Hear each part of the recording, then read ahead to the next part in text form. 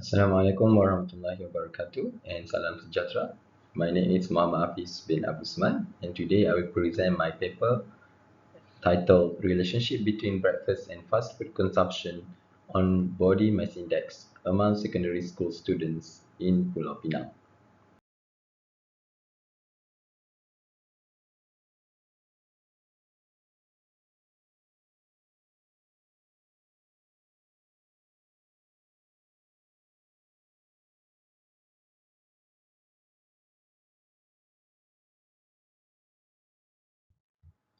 As for introduction, rising overweight and also obesity among adolescents globally are and also in Malaysia.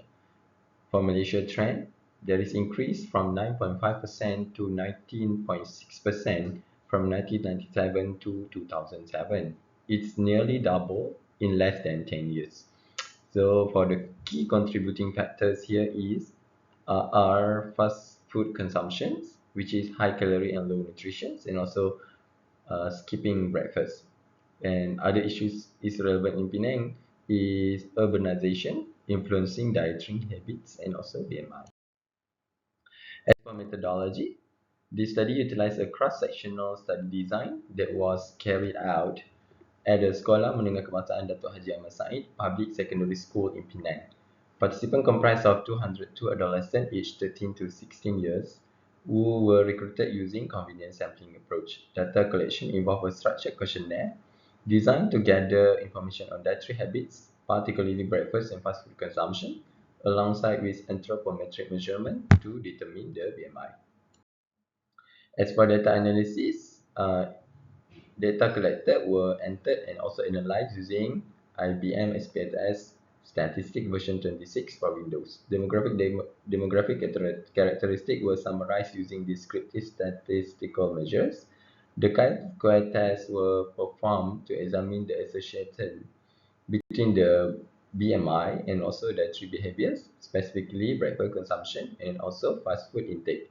Statistical significance was determined at p-value less than 0.05. As for the results, the study sample consists of 202 adolescents, including 169 females and also 63 males. The distribution of BMI categories is presented here, which majority of the respondents were classified as underweight, comprising around 42.1% of the sample. This was followed by normal BMI at 26.2. Obese class 1 adolescent accounted for 18.3, and while 7.4% were classified as obese class 2. Just a small proportion, which is 12 samples, fell within the overweight category. For the relationship between BMI and breakfast consumption, the result indicate a statistically significant relationship between BMI category and breakfast consumption with P equal to 0.030. Among participants who reported not taking breakfast, which is 124, the highest proportion was observed in the underweight group with 43 individuals, followed by normal BMI groups with 35 individuals. Additionally, 28 participants in the obese class 1 category reported skipping breakfast, while 12 individuals in the obese class 2 group also did not consume breakfast. In contrast, among participants who reported having breakfast, the majority were underweight, which is 42 subjects, followed by those with normal BMI, 18 subjects, and smaller proportion were observed among overweight and also obese class 1 and obese class 2 participants. These findings suggest that breakfast consumption patterns differ across BMI categories, with greater proportion of obese adolescents reporting breakfast skipping compared to those who consume breakfast. Overall, the significant chi-square result indicate the breakfast consumption behavior is associated with BMI status among the adolescents in this study.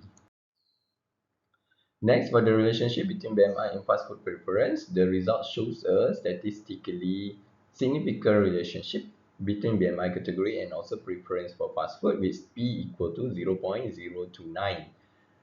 Among participants who reported preferring fast food, which is highest and equal to 200, the largest proportion were observed in the underweight group, accounting for 85 individuals, followed by those with normal BMI, with 53 individuals. Participants classified within the obese class 1 category comprised 36 individuals, while those in the obese class 2 category accounted for 14 individuals. In contrast, only 2 participants reported that they do not prefer fast food, with 1 individual belong to the obese class 1 and obese class 2.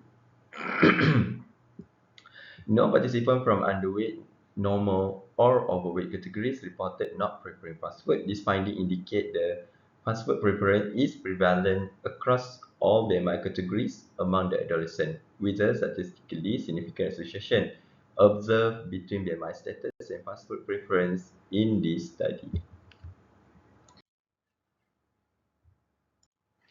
As for discussion, the key findings, first one is BMI is significantly associated with breakfast consumption and also fast food intake, and the finding is consistent with the previous literature. Breakfast and BMI, skipping breakfast more common in overweight or obese adolescents, which means irregular meal pattern linked to a higher BMI, and regular breakfast may act as a protective factor. For the fast food and BMI, higher BMI is associated with greater fast food consumptions. Fast food usually will have a high calorie, high fat and sugar, and also low nutritional value, so contribute to increased energy intake.